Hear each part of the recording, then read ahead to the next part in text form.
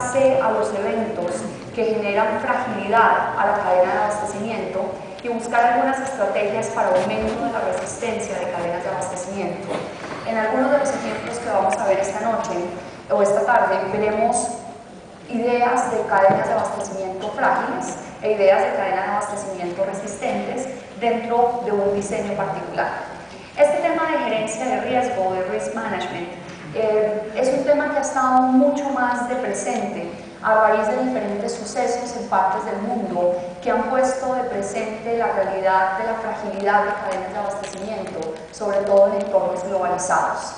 El primero de ellos, posiblemente algunos de ustedes no lo recuerdan o no fue tan publicitado, pero es un evento crítico en cadenas de abastecimiento frágiles y fue la huelga de UPS en 1999, donde cerca de 350.000 vehículos de UPS fueron dejados sin operar y sin servicio durante 4 días en Estados Unidos en una protesta de los conductores y de los choferes. Ese día, en 1999, muchas compañías que confiaban en el uso de un transportista único se dieron cuenta que la fragilidad de su cadena de abastecimiento estaba directamente asociada a la resistencia o a la fragilidad de la de un operador logístico o de un transportador.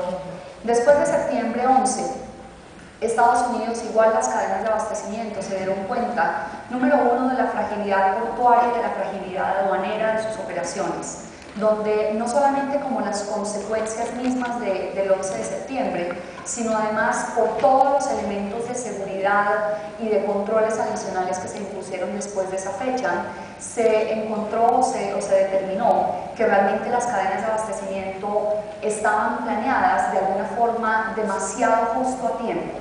Es decir, que no había ningún margen de falla, ningún margen de riesgo. Las compañías se habían acostumbrado a operar con muy pocos días de inventario, con muy pocos realmente colchones o buffers de resistencia en la operación. Igualmente, hace un par de años tuvimos otro evento adicional que demostró la fragilidad de todos los procesos de cadena de abastecimiento, principalmente con el Oriente, y fue la huelga en los puertos de la costa oeste de Estados Unidos, donde literalmente durante todo el mes de noviembre del año 2002 estuvieron cerrados los puertos de Long Beach, los puertos de San Francisco, los puertos de Oakland en California, por una disputa laboral con los estibadores de los puertos. Y de alguna manera todas las empresas que confiaban en recibir sus contenedores y en recibir sus productos del Oriente en el mes de noviembre para prepararse para la temporada de Navidad de diciembre, se dieron cuenta una vez más de que sus procesos de logística no les permitían prepararse y anticipar estos riesgos. En el caso de América Latina, creo que también hemos tenido unos eventos que ponen de presente alguna de la fragilidad de nuestras cadenas de abastecimiento. Podemos empezar por los terremotos, el terremoto de Armenia en el sur del país, las crisis en Bolivia, el problema de las aduanas brasileras, donde quienes importan o exportan de Brasil con seguridad sintieron en carne propia lo que fue tener despachos aéreos y marítimos demorados por semanas y por meses en algunos casos, esperando una operación Tortuga que duró mucho tiempo en resolverse. La huelga de los puertos de Chile, las dificultades en la exportación y importación desde y hacia Venezuela debido al cambio de políticas económicas y comerciales en Venezuela. Y todos estos eventos adicionalmente muestran que el problema de las cadenas de suministro ampliadas y globalizadas es que de alguna forma, si bien hemos logrado bajar costos y mejorar niveles de servicio en condiciones normales, también hemos aumentado la fragilidad en esas cadenas de abastecimiento.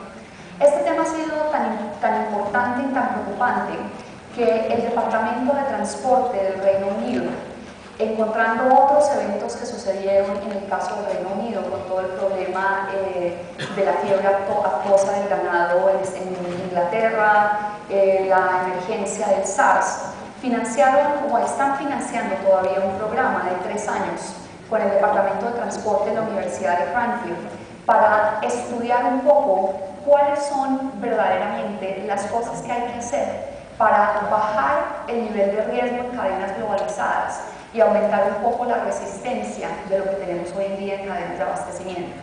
Estas son dos citas de ese estudio de la Universidad de Cranfield, que dice que literalmente las cadenas de abastecimiento ampliadas han introducido unos niveles de riesgo que literalmente ninguna de las empresas estaban acostumbradas a manejar. Y de alguna forma el nivel de conocimiento sobre esos temas no tiene el mismo grado de desarrollo que otras preocupaciones dentro de la cadena de abastecimiento. Cuando hablamos de gerencia de riesgo, estamos hablando de eventos que tienen dos características importantes. Por un lado, una baja probabilidad de ocurrencia. Y en la medida en que la probabilidad de ocurrencia es baja, naturalmente nadie está pensando permanentemente en que esos eventos se vayan a generar. Pero la segunda característica es que, aunque su probabilidad de ocurrencia es baja, el impacto en la interrupción del negocio puede ser muy grande. De manera que los procesos de los que nos vamos a referir, o más que los procesos, la conciencia sobre este tema de gerencia de riesgo, requiere de alguna forma una mentalidad, un marco de referencia diferente a la gerencia de los procesos bajo condiciones normales. En gerencia de riesgo en cadena de abastecimiento, vamos a decir que la misma naturaleza de interdependencia entre los procesos logísticos y de cadena de abastecimiento es una fuente de riesgos. En la medida en que nosotros aumentamos la tercerización de procesos, en la medida en que tenemos más agentes y más compañías y más actores metidos en la cadena de abastecimiento, estamos incrementando exponencialmente los niveles de riesgo a los cuales nos estamos exponiendo.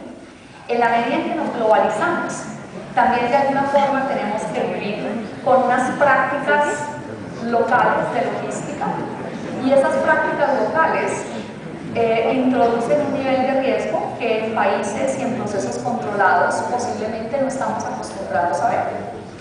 El outsourcing de manufactura, el tema de manufactura contratada en fuentes distantes, es un elemento de riesgo adicional, porque la distancia, la falta de visibilidad, las diferencias culturales son todas fuentes crecientes de riesgo. En múltiples conferencias, recomendaciones de consultores, organizaciones, estamos oyendo permanentemente sobre las ventajas de centralizar infraestructura, de fusionarnos, de consolidar cosas, pero la realidad es que esas mismas tendencias de centralización y consolidación aumentan los niveles de riesgo, porque realmente estamos, como diríamos coloquialmente, poniendo todos los huevos en una misma canasta, y de alguna forma eso incrementa los niveles de riesgo de una organización. En una conferencia en semanas anteriores, asistí a una presentación de una compañía de Hong Kong que se llama TAL, y esta compañía, que originalmente nació como un fabricante de textiles, hoy en día le está ofreciendo a sus clientes en Estados Unidos, JCPenney, Ralph Lauren, que es capaz de hacer no solamente el diseño de los productos y el diseño de las telas, sino que además es capaz de hacer la distribución, el almacenamiento en Estados Unidos, manejar inventarios de esos fabricantes en el punto de venta, menores costos al punto de venta, responsabilidad total del proveedor. En la medida en que oíamos la historia de que esta compañía proporciona todos estos servicios, inmediatamente preparando esta conferencia, lo primero que pensaba yo es, ¿qué tan riesgoso es dejar en cabeza de una sola compañía todo el diseño del producto, la confección del producto, la distribución del producto en Estados Unidos, la reposición del producto en el punto de venta, el almacenamiento del producto terminado? ¿Qué pasaría si una compañía de estas pierde y tiene un accidente, un incendio, un terremoto y pierde su capacidad de producir, o tiene un problema en un centro de distribución? ¿Cuál sería el plan de contingencia? Posiblemente algunos de ustedes también vieron en la prensa hace un año largo el hundimiento de un buque, un portavehículos que venía de Europa, cargado de BMWs, cargado de Mercedes-Benz, cargado de todos los vehículos importados de Alemania, que se ha hundido en el Atlántico con 6.000 carros adentro.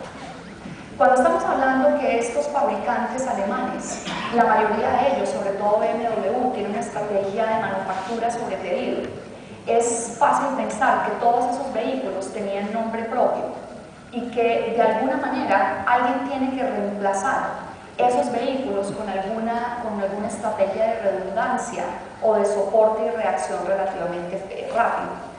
Las causas de fragilidad en cadenas de abastecimiento entonces provienen de muchas de las cosas que hemos estado tratando de mejorar y de hacer en los últimos años para mejorar el desempeño de la cadena de abastecimiento. Número uno, el outsourcing, una fuente importante de riesgo en la medida en que estamos trabajando con fuentes de abastecimiento más difíciles de controlar en lugares remotos.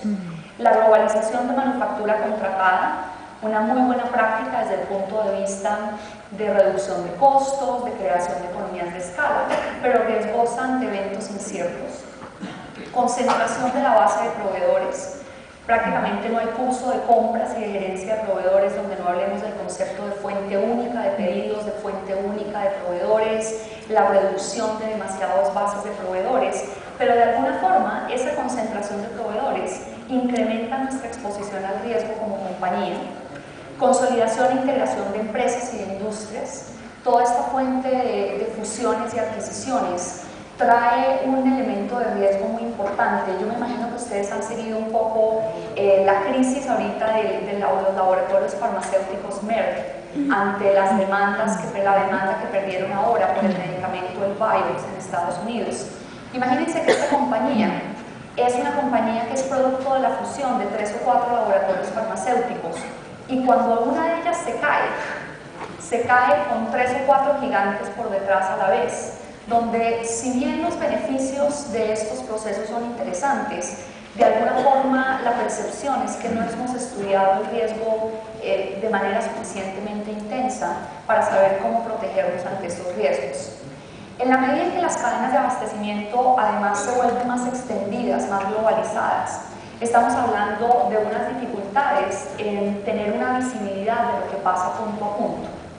Y cuando se pierde la visibilidad, se pierde también la capacidad de reacción para saber qué está sucediendo de forma anómala en algún punto que pueda exigir un elemento de reacción relativamente rápida. En últimas, realmente estamos hablando de que una de las causas de fragilidad más importante en cadenas de abastecimiento extendidas es la exigencia de consumidores y de clientes por niveles de servicio que realmente no entienden como excusa el hecho de que haya situaciones exógenas y sin embargo lo único que esperan realmente es que alguien haya tenido la suficiente presencia de ánimo como para prever. El último punto de causa de fragilidad creo que es un punto que muchos de ustedes viven en algún momento, y es la alta dependencia que hemos generado sobre tecnologías de información, comercio electrónico y la sola comunicación a Internet, que durante mucho, hoy en día consideramos prácticamente como un hecho, pero que podría romper los canales de comunicación muy rápidamente con agentes y miembros de la cadena de abastecimiento.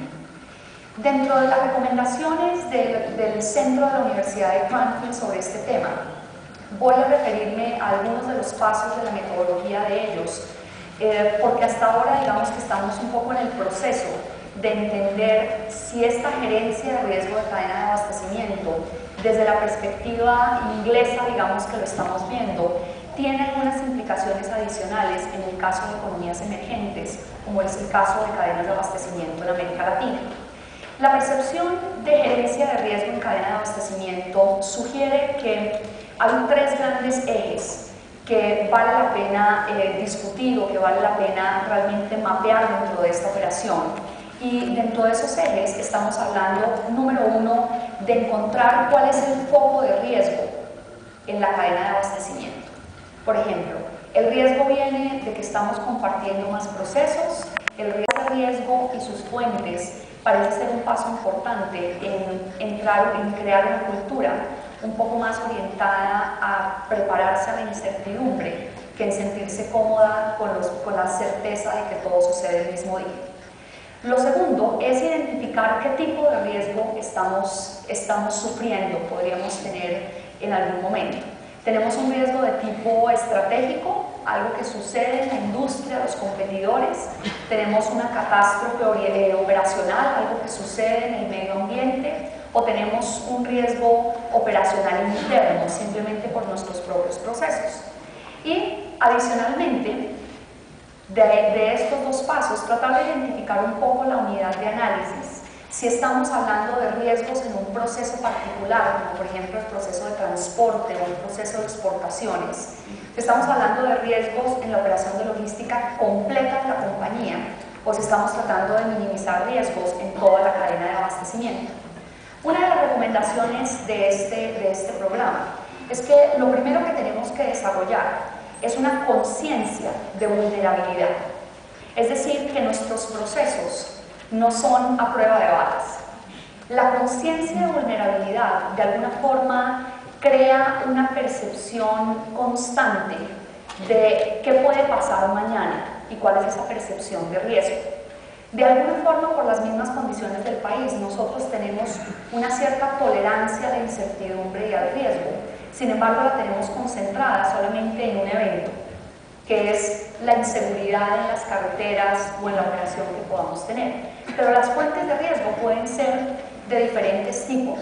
Podemos tener riesgos que no vengan del entorno externo, sino riesgos, por ejemplo, pérdida de un proveedor, riesgos de la ida de un cliente, el cliente más importante del negocio, cuál va a ser nuestra respuesta ante ese evento. Un riesgo de infraestructura, que no necesariamente tiene que ver con ataques exógenos. Estamos hablando, creo que la situación del incendio de las bodegas en Cali, si no me equivoco, fueron de Almagrán, hace unos meses. ¿Fue Almagrán o Almacenar? No recuerdo cuál fue. Pero ese es el tipo de cosas que, de alguna manera, nosotros, si bien tenemos manejo de la incertidumbre en lo exógeno, de alguna forma en lo endógeno pareciera que tenemos que desarrollar una conciencia de vulnerabilidad adicional. Este estudio presenta 4 grandes tipos de riesgos. El primero es lo que se llama el riesgo de tipo interno, y es decir, que dentro de nuestros procesos, de nuestra cadena de abastecimiento y de nuestra cadena de valor, pueden ser fuentes de riesgo. Y básicamente estamos buscando aquí cuáles son aquellos procesos débiles en la operación que podrían generar riesgos financieros o riesgos comerciales por cuenta de un mal desempeño o por cuenta de problemas de calidad dentro de la cadena de abastecimiento. Aquí estamos hablando de productos que pueden tener problemas de manejo en un centro de distribución, lotes equivocados que se preparan en una bodega, camiones cargados que tienen materiales peligrosos que pueden generar una responsabilidad civil para la compañía muy importante. Y en el riesgo tipo número uno, estamos hablando fundamentalmente de cosas que sí podemos controlar de manera interna.